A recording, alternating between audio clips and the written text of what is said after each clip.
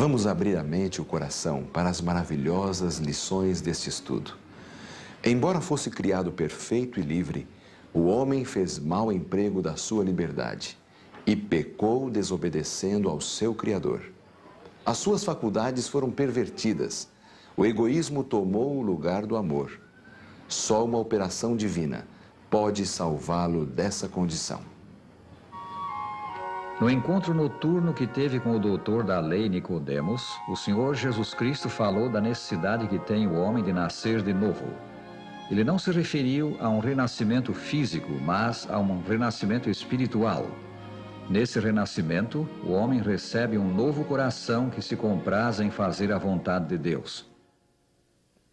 A Bíblia é claríssima. Se há um ponto onde ela é clara mesmo, é como é que você pode resolver o problema do pecado. E ela diz, Jesus Cristo é a solução. Então, receba Jesus na sua vida e os seus pecados serão apagados. E quando você recebe a Jesus na sua vida, que maravilha! Ocorre aquilo que a Bíblia chama do novo nascimento. São João capítulo 3, Jesus disse a Nicodemos, se você quiser entrar no reino de Deus, Nicodemos, você tem que nascer de novo. E como é que se nasce de novo? Recebendo a Cristo no coração. Então, naquele momento, o Espírito Santo atua na nossa vida e faz-nos renascer para uma nova vida. E o mais importante é que o novo nascimento será agora um nascimento sem pecado. E então, quando nascemos de novo, nascemos agora para viver uma vida de justiça. Porque o Espírito Santo vai atuar na nossa vida, nós vamos agora crescer no conhecimento de Deus, na prática da vontade de Deus e no preparo para o reino de Deus. É assim que se resolve o problema do pecado. Por natureza, o homem está subjugado pelo pecado. Cristo, porém, fez cair sobre ele a iniquidade de nós todos. E porque a pena para o pecado é a morte, ele morreu por nós. Assim nos possibilitou a vitória sobre o poder do pecado, possibilitou-nos a salvação. Como podemos nos apropriar do bem que Cristo nos comprou na cruz? Como livrar-nos do pecado? As Escrituras respondem a estas perguntas. Apropriamo-nos da salvação pela fé no Cristo crucificado, que expiou a nossa culpa na cruz mediante o sacrifício de si mesmo. A fé em Jesus como aquele que nos abriu a porta da salvação, provando a morte que nos estava reservada, leva-nos aos seguintes 3 passos: a nos arrependermos, a nos convertermos e a nos dispormos a obedecer. Como dar esses passos? Quanto ao primeiro deles, arrependimento, a Escritura ensina: arrependei-vos, pois, e convertei-vos para serem cancelados os vossos pecados. Atos 3:19. Você se lembra de ter se arrependido profundamente de alguma coisa que você fez? Com certeza. Qual é a sensação do arrependimento? É ruim, né? Você lembra de como foi e pensa como poderia ter sido diferente hoje, né?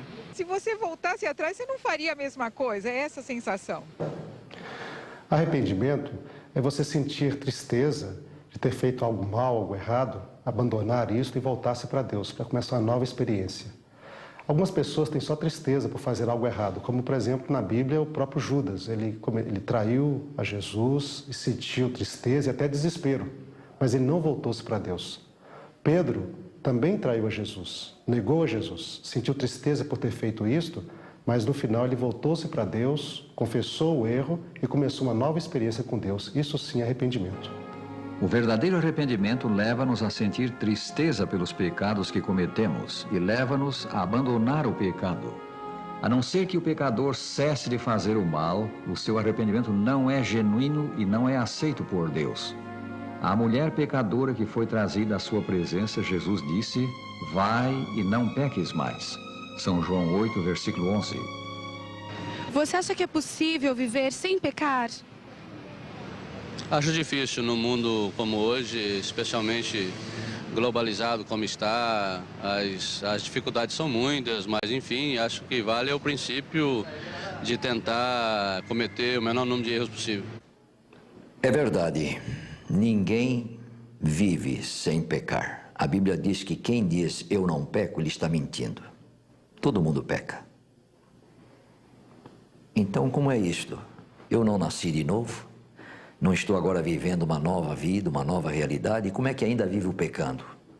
Ah, meu amigo, aí é que está. Há uma grande diferença de você viver no pecado antes de aceitar a Cristo e você cometer seus erros, seus deslizes, seus pecados depois que aceitou a Jesus.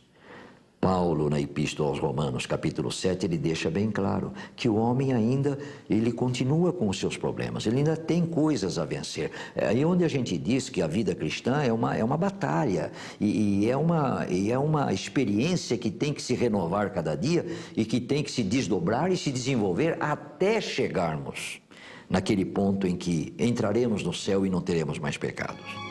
O verdadeiro arrependimento leva à confissão, que não deve ser mera admissão do pecado, mas também uma súplica do perdão de Deus. Preenchidas essas condições, Deus nos perdoa. Como está escrito, se confessarmos os nossos pecados, Ele é fiel e justo para nos perdoar os pecados e nos purificar de toda a injustiça. 1 São João 1, versículo 9. Não devemos relutar em confessar cada pecado cometido, pois só assim podemos estar em paz com Deus. A confissão deve ser feita a Deus de modo simples, por meio da oração. O Senhor aceita o pecador arrependido, aceita a sua confissão. Ele perdoa e esquece o pecado. A sua promessa é: pois para com as suas iniquidades usarei de misericórdia, e dos seus pecados jamais me lembrarei. Hebreus 8, versículo 12. Consideramos agora o segundo passo, a conversão. A palavra conversão indica o ato de voltar-se o pecador da vida de pecado para Deus. Quando nos convertemos, deixamos o pecado e nos consagramos a Cristo, o Espírito Santo cria em nós uma nova natureza, faz que nos tornemos uma nova criatura. E assim diz São Paulo: se alguém está em Cristo, é nova criatura. 2 Coríntios 5:17. Toda essa transformação é alcançada sobre a base da fé no sacrifício expiatório de Cristo, fé em Jesus como nosso Salvador pessoal. Quando o carcereiro de Filipos perguntou a São Paulo e seu companheiro Silas: que devo fazer para que seja salvo? Eles responderam: crê no Senhor Jesus e serás salvo, tu e tua casa. Atos 16:31. Na conversão, pois, o homem se consagra a Deus em gratidão pelo que Jesus fez por nós na cruz.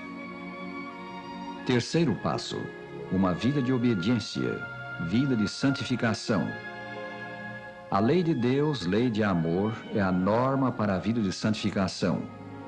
Chamamos santificação o esforço diário por abster-se de pecar, com a ajuda do céu, e o diário crescimento no Senhor.